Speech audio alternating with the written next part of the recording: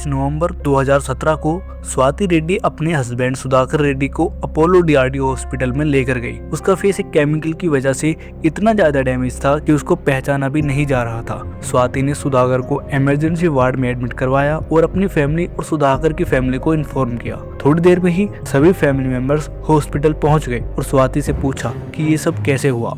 स्वाति ने बताया कि हम कहीं जा रहे थे, अचानक से कुछ रोबर्स आए, उन्होंने हम पर हमला किया और सुधाकर के फेस पर केमिकल डाला और भाग गए, जिस वजह से उसका फेस बिगड़ गया।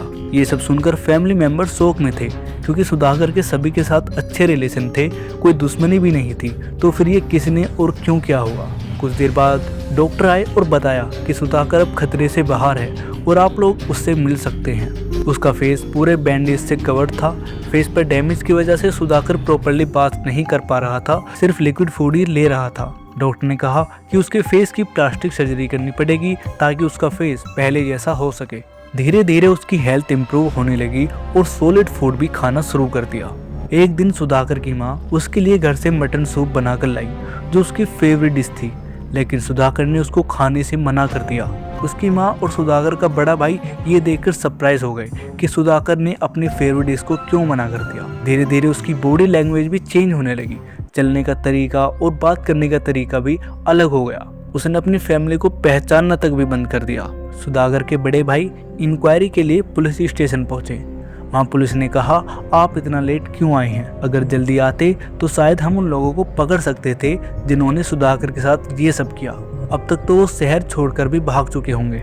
ये सब सुनकर सुधाकर का भाई शोक में आ गया कि स्वाति ने पुलिस स्टेशन में कंप्लेंट क्यों नहीं कराई। कि भाई को ये सब देखकर शक हुआ और उसने अपने डाउट पुलिस को बताए कि सुधाकर का बिहेवियर बहुत ज्यादा वियर्ड लग रहा है। सीनियर इंस्पेक्टर ने जब ये सुना तो उन्होंने केस अपने हाथ में ले लिया। पुलिस हॉस्पिटल पहुंची और इन्वेस्टिगेशन शुरू की। उनका मेन मोटिव ये था कि ये चेक करना कि ये सच में सुधाकर है या फिर नहीं। डीएनए टेस्ट का प्रोसेस लीगल था, लेकिन वो सस्पेक्ट को अलर्ट कर सकता था, इसलिए पुलिस ने फिंगरप्रिंट वेरिफिकेशन का प्लान बनाया। अब पुलिस ने स्वाति को पुलिस स्टेशन बुलाया और इन्वेस्टिगेशन शुरू की। पहले तो स्वाति वही पुरानी कहानी सुना रही थी जो फैमिली को बताई थी, लेकिन पुलिस ने उसे क्रॉस क्वेश्चन किए, जैसे कि उसने पुलिस कंप्लेंट क्यों नहीं की, वो लोग कौन थे, किस वजह से उन्होंने सुधाकर पे अटैक किया। स्वाति और सुधाकर की मां के स्टेटमेंट मैच नहीं कर रहे थे। जब पुलिस ने स्वाति से स्ट्रिक्ट इन्वेस्टिगेशन की तब उसने असली सच बताया, जिसे सुनकर पुलिस वाले भी शॉक रह गए। स्वाति एक नर्स थी और सुधाकर एक कंपनी में मैनेजर था। दोनों की शादी 2014 में हुई थी और दोनों के 2 बच्चे भी थे। दोनों ही शादी के बाद अपनी फैमिली से दूर दूसरे शहर में शिफ्ट हो गए। बच्चों के बर्थ के बाद स्वाति की बॉडी में पेन और बैक पेन होने लगा। डॉक्टर ने उसको फिजियोथेरेपी लेने का सजेशन दिया। सुधाकर ने एक फिजियोथेरेपिस्ट ढूंढा जिसका नाम राजेश रेड्डी था। पहले सुधाकर स्वाति को खुद क्लिनिक ले जाता था, लेकिन बाद में स्वाति अकेले भी जाने लगी। धीरे धीरे राजेश उनके घर भी आने लगा। इस टाइम के दौरान स्वाति और राजेश एक दूसरे के इतना करीब आ गए कि वो अब शादी करना चाहते थे, लेकिन स्वाति अपने हस्बैंड सुधाकर को डिवोर्स नहीं ले सकती थी, क्योंकि सुधाकर ने उसके साथ कुछ गलत नहीं किया था जो डिवोर्स का कारण बने। तभी स्वाति को एक मूवी देखकर आइडिया आया। उसने राजेश को अपना प्लान बताया और 26 नवंबर को जब सुधाकर अपने काम से घर वापस आया तो राजेश ने चुपके से उसके सर पर जोर से एक रोड मार दी और वहां से भाग गया। स्वाति ने सुधाकर के एक रिलेटिव अरविंद को बुलाया, जिससे सुधाकर को हॉस्पिटल ले जा सके।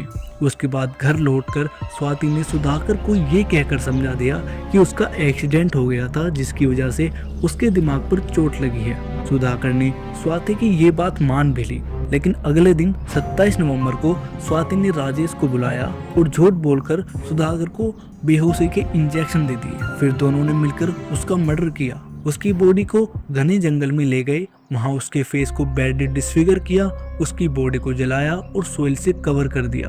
उसके बाद स्वाति राजेश के फेस पर एसिड डालती है। राजेश पहले तो हेजिटेट कर रहा था, लेकिन स्वाति ने उसको कन्विंस किया कि उसके फेस पर सिर्फ 30% केमिकल डालेंगे ताकि बाद में प्लास्टिक सर्जरी से उसका फेस सुधाकर के जैसा लग सके, क्योंकि सुधाकर और राजेश का फेस एक दूसरे से काफी ज्यादा मिलता था। उसके बाद स्वाति ने ये सब नाटक करना स्टार्ट कर दिया। राजेश वेजिटेरियन था। जब उसने मटन सूप खाने से मना कर दिया तभी सुधाकर के भाई को शक हो गया था और यही बात पुलिस तक पहुंची, जो फाइनली उसका सच सामने ले आई। एक बाउल मटन सूप ने उनका पूरा खेल खत्म कर दिया।